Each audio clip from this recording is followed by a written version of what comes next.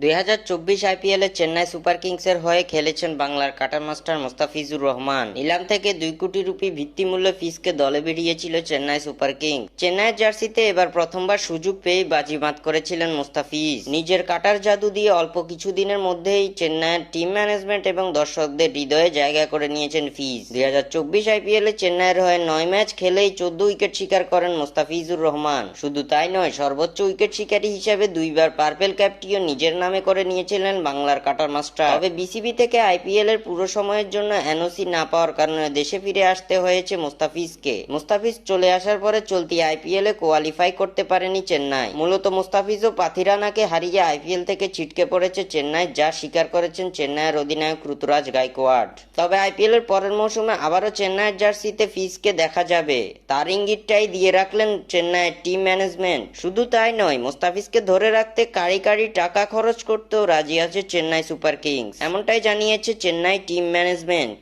তবে একটি শর্ত জুড়ে দিয়েছে তারা। আইপিএল এর পরের মৌসুমে মোস্তাফিজকে চেন্নাইয়ে ধরে রাখার ব্যাপারে টিম ম্যানেজমেন্ট বলেন, আমরা মোস্তাফিজের জন্য দরকার পড়লে টাকার বন্যা বইয়ে দেব, যদি সে পুরো মৌসুমে খেলার জন্য রাজি হয় এবং বিসিবির কাছ থেকে পুরো মৌসুমের জন্য এনওসি পায়। 2025 আইপিএল সিজনে মোস্তাফিজকে দলে নিতে টাকার বন্যা বইয়ে দিবে চেন্নাই, এমনটাই জানিয়ে রাখলো চেন্নাই সুপার কিংসের টিম ম্যানেজমেন্ট।